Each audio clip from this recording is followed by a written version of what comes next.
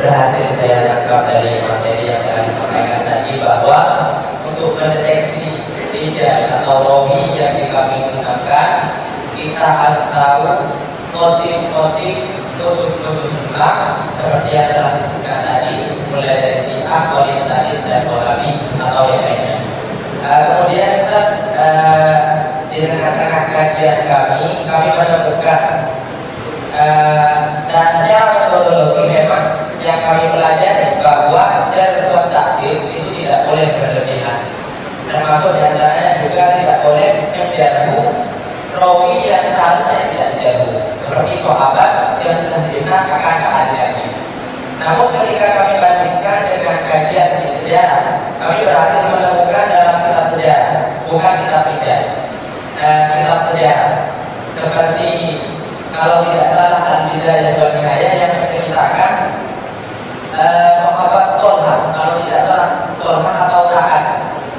Kemudian juga kami menemukan dalam kitab tafsir di antara sababun nuzul ayat yang melarang menikahi ummul mukminin itu karena sahabat Tolha yang berambisius untuk menikahi Sayyidah Aisyah. Ini kan secara zahir ini pengarangnya ahli sunnah, tidak tercium bau-bau sunnah, namun ini menyalahi metodologi hadis, artinya tidak boleh menjatuh seharusnya rawi yang seharusnya tidak dijatuh, karena ini sahabat yang sudah jelas oleh Rasulullah akan keadilannya. Ini bagaimana? Kemudian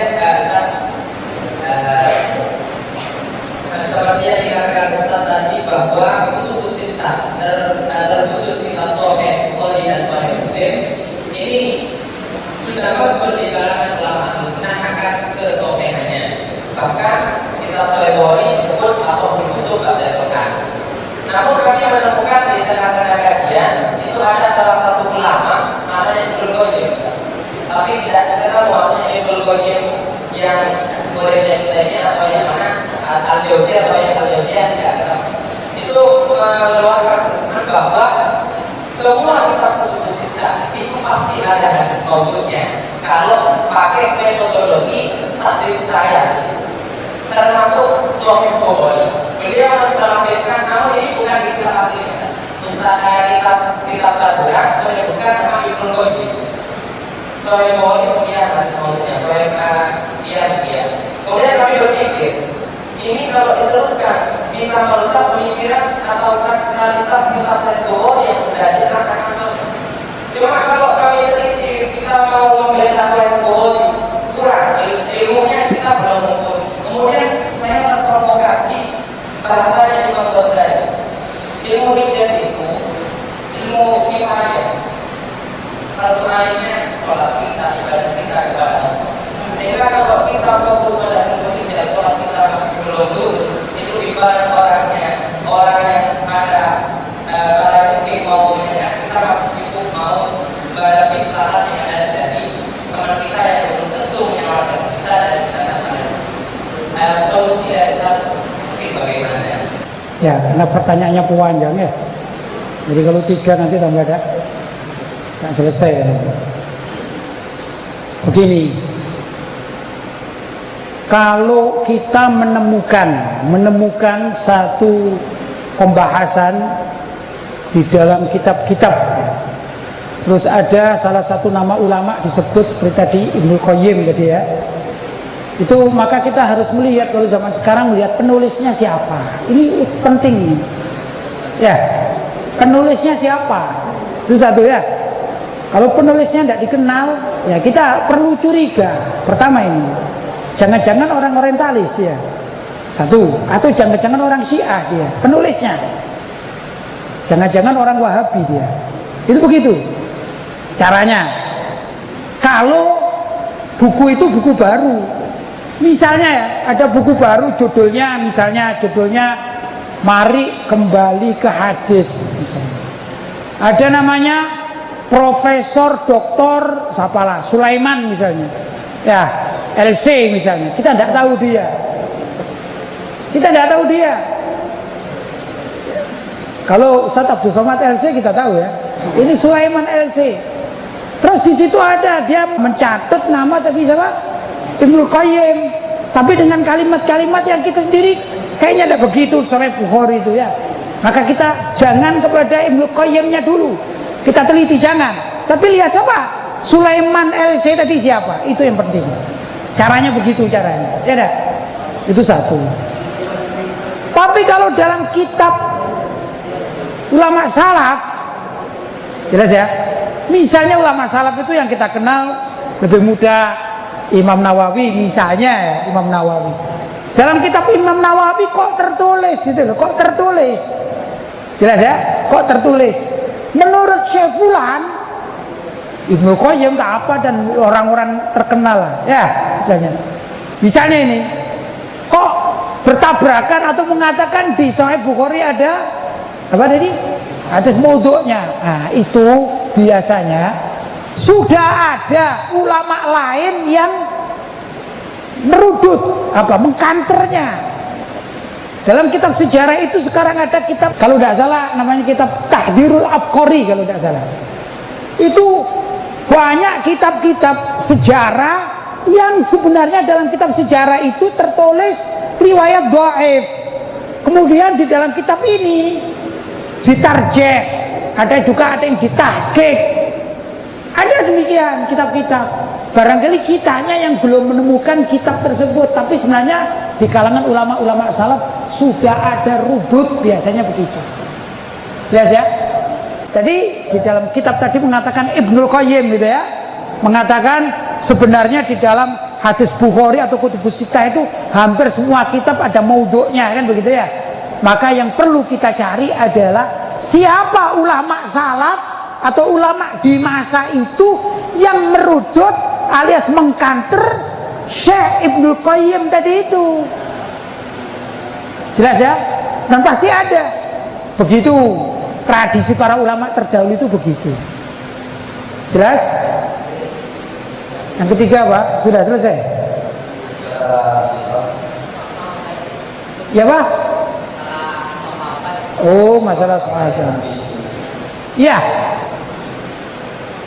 Riwayat tadi, riwayat yang menerangkan tentang sahabat kulluhum udul kan begitu ya.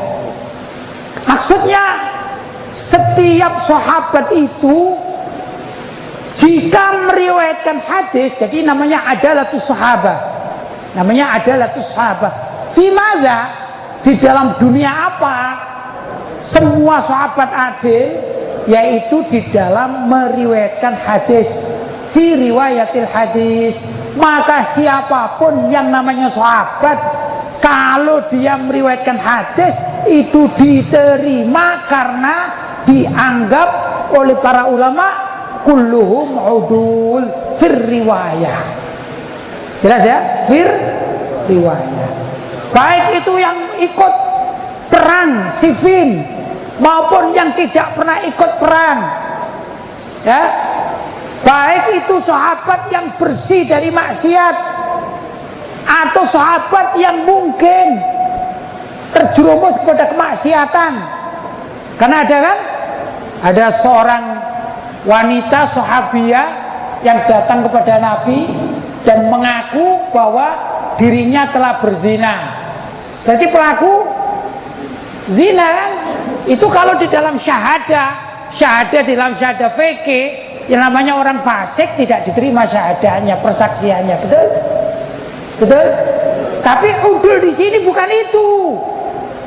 Udul di sini adalah udulun fir riwayah, di dalam meriwayatkan hadis diterima. Jelas? Sahabiah tadi itu mengaku kepada Nabi, ya Rasulullah, saya habis berzina. Ya, ringkas cerita, panjang ceritanya saya pendekkan saja, saya ringkas. Katanya, loh, kamu itu betul? Iya, apa buktinya? Ini saya hamil. Ya, sudah hamil, ya nggak usah perlu saksi lagi, hamil kan ya. Maka ya sudah, kalau begitu, kamu tunggu melahirkan dulu. Akhirnya lahirlah si bayi. Setelah itu datang pada Rasulullah. Ya Rasulullah, saya sudah melahirkan bayi, saya ingin dirajam karena saya ingin tobat minta dirajam. Kata Nabi, terus kalau engkau dirajam sekarang anakmu siapa yang menyusui? Wah, ini belum dapat. Ya sudah, kamu susui dulu. Nah, sampai selesai kamu susui, nanti kamu datang. Disusui ala 2 tahun. Sudah, setelah itu 2 tahun datang ke Rasulullah. Gimana Rasulullah, saya kepingin dirajam karena saya telah berzina, saya ingin tobat. Ya, kemudian kata Rasulullah, loh kalau sekarang kamu dibunuh, dirajam, anakmu hidup sama siapa? Siapa yang mengasuh? Cari pengasuh dulu. Nah, setelah dapat pengasuh, barulah dilaksanakan rajam tersebut. Kan begitu di dalam hadisnya. Nah, setelah dirajam, maka Rasulullah SAW mau menyolati. Bahkan sahabat termasuk Sayyidina Umar mengatakan, ya Rasulullah, kenapa engkau menyolati orang yang sudah berzina ini? Ya tidak pantas lah, engkau seorang nabi ini penzina kok engkau solati. Maka kata Nabi Muhammad SAW, wahai para sahabat, kamu tidak tahu kan? Ini kan sudah tobat, ya. Nah, tatkala dia dirajam tadi, Allah menurunkan maghfirah, ampunan, dan juga dia minta dirajam, maka dia mendapatkan pahala yang besar karena tobatnya itu. Kata Nabi, andai kata kusimat li ahlil Madinah, pahalanya si wanita ini kan sudah dirajam dia, kusimat li ahlil Madinah lakafat. Andai kata dibagi kepada seluruh penduduk Madinah, akan mencukupi itu pahalanya orang yang dirajam karena dia bertobat. Ya, ini saya tidak akan membahas hadis tersebut dengan maknanya, bukan ceramah umum ini ya, bukan tabligh akbar ini, membahas tentang hadis. Nah, beliau si wanita ini andai kata meriwayatkan hadis, diterima hadisnya karena dianggap udul, begitu. Jelas? Nah, berbeda dengan kepentingan ahli tafsir, berbeda dengan kepentingan sejarah. Kalau saya penulis sejarah, saya nggak mau tahu dengan adil atau tidak adil, yang penting ini wanita berzina, maka saya hukumi, bisa saya katakan ini adalah fasik, kan begitu, karena kepentingannya bukan masalah riwayatul hadis. Jelas? Baik, termasuk juga yang lain ya dah.